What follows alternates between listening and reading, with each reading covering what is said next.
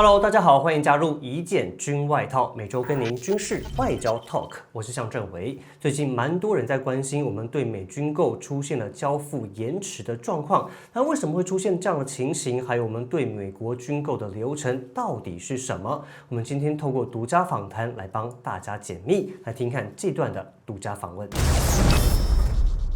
我们今天非常荣幸能够邀请到美国在台协会处长谷立言先生，请他来帮我们说明美国的军售流程。Hello, Director. Hello. Good afternoon. Good afternoon. We have several questions for you. The first question is: President Lai just announced additional $40 billion defense budget, and what's the U.S. Stance towards this announcement? Well, as you may have seen, we warmly welcomed President Lai's announcement on the new special budget. We think this is an important step towards increasing peace through deterrence, and we look forward to continuing discussions on how we can strengthen Taiwan's self-defense requirements. Of course, we understand this is just the beginning of a process. In every democracy, every budget issue has to go through the legislative process, but I remain very confident that in the end of the day, that all of the parties in Taiwan will come together on behalf of increased defense spending, because I think there is a shared sense of the needs given the regional security environment and the threats Taiwan faces. But also, if you look at the 2024 presidential election, all three of the candidates supported increased defense spending.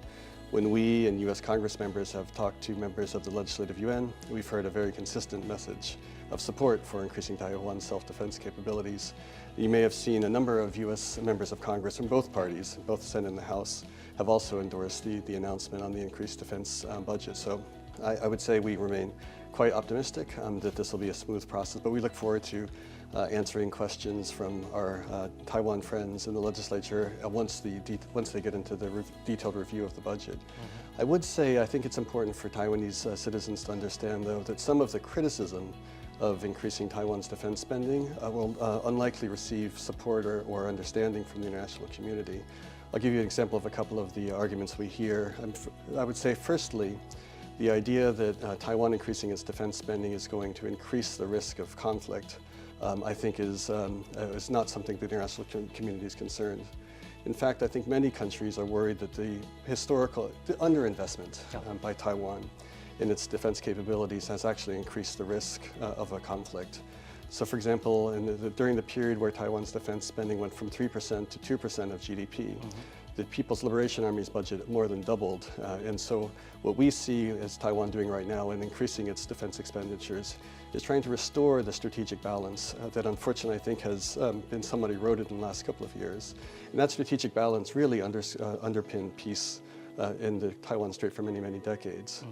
The second issue I think it's important to understand the international context on is regarding whether you can spend on defense and other economic priorities.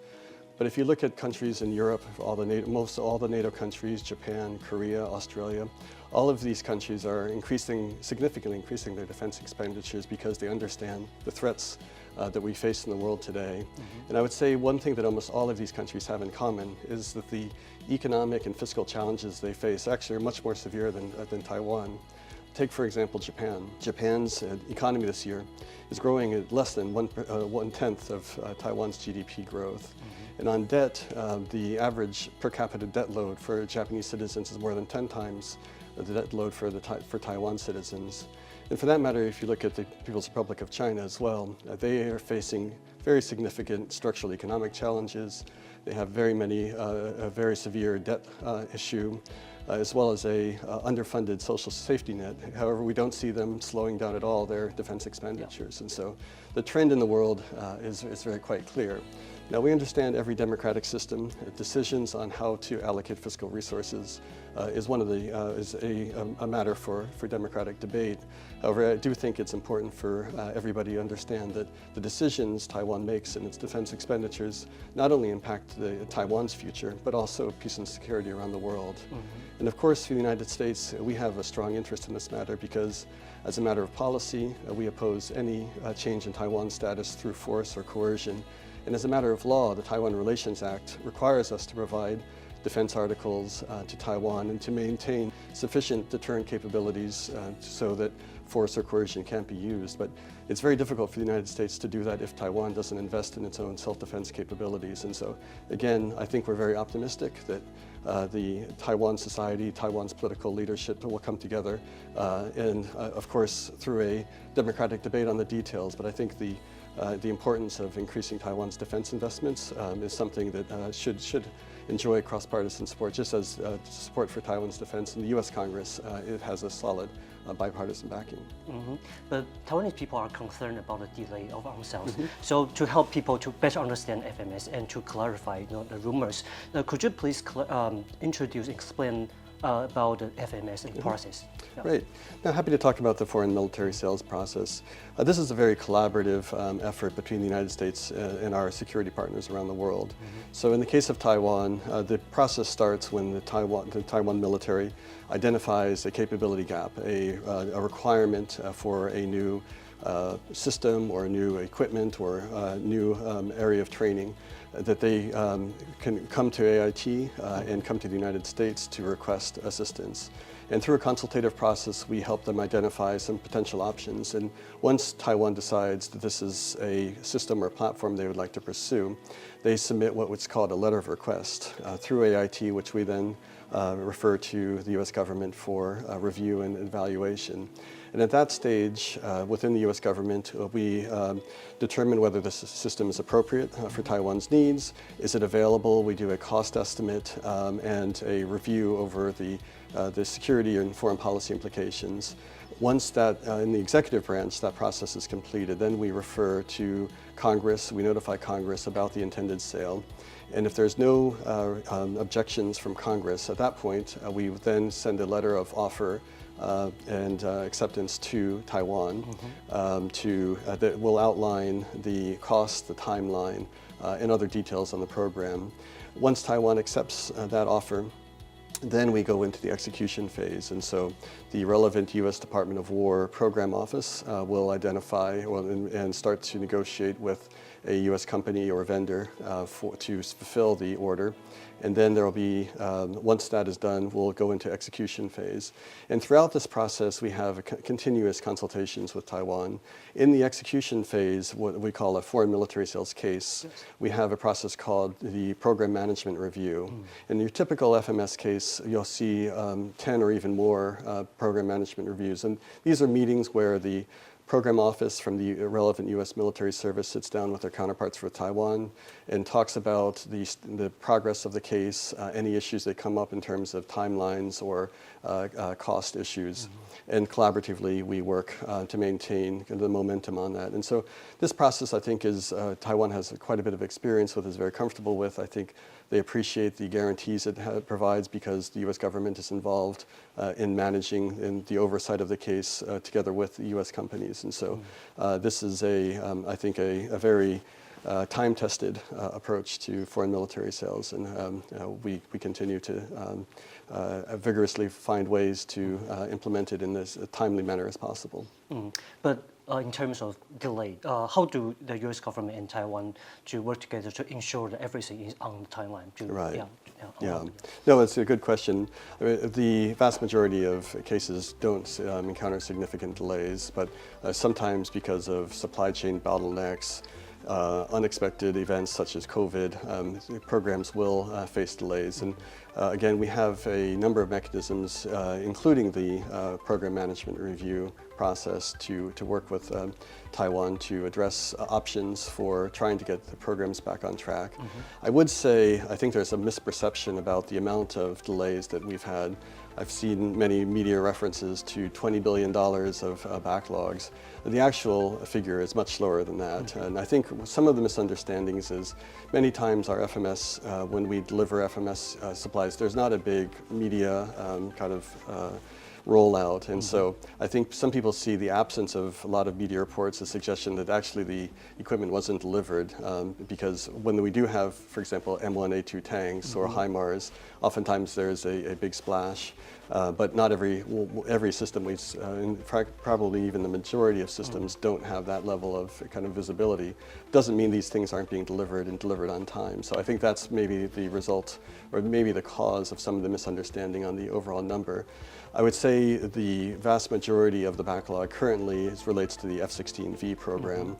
But even on this program, we are working intensely closely with Taiwan through the PMR process, working with the vendors.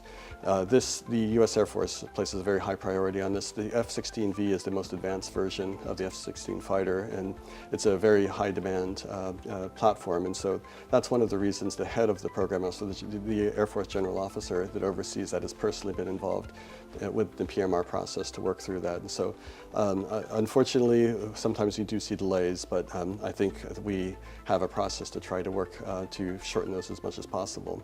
But also because we see an urgent need for Taiwan to acquire critical asymmetric systems, we've opened up other avenues in recent years for Taiwan to obtain capabilities it needs. So for example, the Foreign Military Financing Program, the Presidential Drawdown Authority, and several other legal authorities that we've made available for Taiwan to achieve its procurement objectives. And many of these actually have been funded by the U.S. government. The U.S. Congress has approved over $2 billion worth of support for Taiwan because we see that because of that gap that I talked about before in terms of the cross-strait military balance, we see an urgent need to close that in order to ensure that we are deterring conflict and ensuring peace. So can I follow up this question? Because as far as I know, there's no deadline in the contract, right? There's only expected date, not a deadline. Is that correct? So we will, within a foreign military sales contract, as I mentioned, when we offer the letter of offer and acceptance, there's timeline where we expect the deliveries to happen. Right. But of course, as I mentioned, because of a variety of different factors, things can impact, events can impact that. And so that's why we have the PMR process where we can consult with all of the stakeholders involved and to ensure if the timeline is being met, and if it's not being met, how can we adjust accordingly. How do U.S. and Taiwan work together to ensure Taiwan is acquiring the right weapons? Right. I think we have a very strong alignment in our view of Taiwan's defense needs.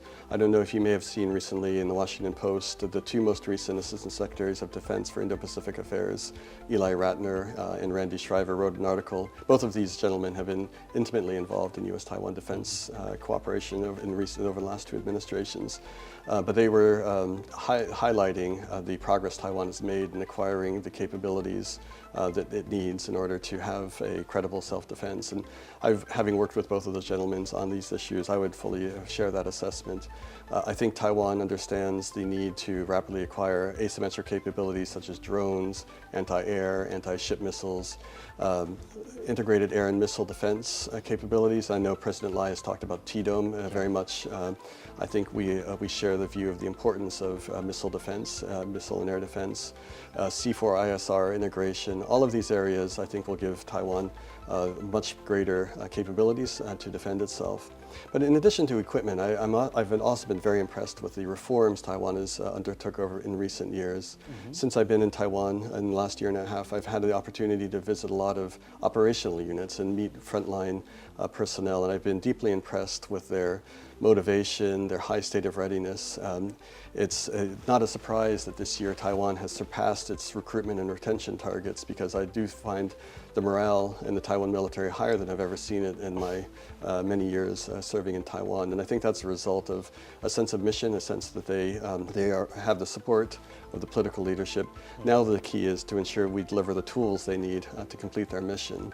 But also I've been impressed with the societal support for Taiwan's defense. In July, I had the opportunity to observe both the Hangguang exercise as well as the urban resilience exercise, and seeing not only the military but also local governments and the general public coming together and practicing to defend Taiwan, I think sent a very strong message about Taiwan's seriousness in its self-defense. And so I think the public shares the sense that Taiwan has the ability to maintain peace, and this is something that I think all elements of society, and certainly the international community, will deeply appreciate. I mean, ultimately, we see preparing for war as the best way to ensure peace. Yes. And whether your goal is to preserve Taiwan's democracy, whether your goal is to advance cross-strait dialogue, or to win international support, really investing in resilience and defense are critical. From the United States perspective, obviously, our desired end state, or the resolution of tensions or problems across the Taiwan Strait, really should go through dialogue between the two sides to find a solution that is acceptable for the people on both sides. But we believe in order to set the conditions for such a dialogue, you really need to have a credible defense, because a weak Taiwan is not going to create conditions for dialogue. It's only going to invite more coercion and more threats. And so we believe peace and dialogue go hand in hand with deterrence. And so, as I said, I think we're very appreciative of the efforts that Taiwan has made, whether it's in getting the right equipment, whether it's in implementing realistic training, whether it's expanding the reserve component. But I think, again, we have an opportunity right now to move forward and provide Taiwan's soldiers, sailors, Marines, and airmen with the tools they need to accomplish the mission to preserve peace in the Indo-Pacific. Thank you so much, Director. So thank you so much for helping us better understand the process of FMS, and we look forward to a stronger security cooperation with the U.S. Great. Thank you so much. Thanks so much for the opportunity. Thank you. 刚刚访谈是不是非常充实呢？但是还是有些大家常常会有的误解，我在这边帮大家做一个厘清。在军购案里面，其实并没有所谓的截止日期，就是没有所谓的 deadline， 只有 expected date， 就是所谓的交付预定日期。但是要注意的是，因为我们是跟美国政府签约，所以美国政府他们有能力也有义务去帮我们跟军火商来追踪这个案子的进度，并且对他们施压，来加快这个交付的流程。那如果今天是由我们政府直接跟军火商签约的话，那自己后续的这些追踪流程就必须要由我方自己来承担。那第三个部分来看的话，是美国政府他们了解到最近有这个因为不管是乌俄战争还是整个供应链的问题，所以他也开始让一些比较机敏性比较低的武器，让台湾能够透过商售的方式来取得。那最有名的案子呢，当然就是美国的 Enduro 无人机，它就让台湾以商售的方式来取得这项武器装备。那最后回到 F-16V 的案子，那毕竟就是 F-16最新的型号，美方他们自己也要先确认它能够飞起来之后呢，还要能够战斗。所以其实在我方虽然说很急切的希望能够取得这一批武器装备，但是我们也要确保它的安全性无虞，而且它有战斗能力，才能够交付我们的空军所使用。那最后我要再呼应一次处长的说法，就是和平靠实力。我们要有好的国防武器，要有精实的训练，才有和平与对话的可能性。好，那以上就是这一集的一件军外套，希望对大家都有帮助。那有任何疑问的话，欢迎在我们下方留言来告诉我们的想法，也记得帮我们订阅、按赞跟分享。那我们就下集再见喽，拜拜。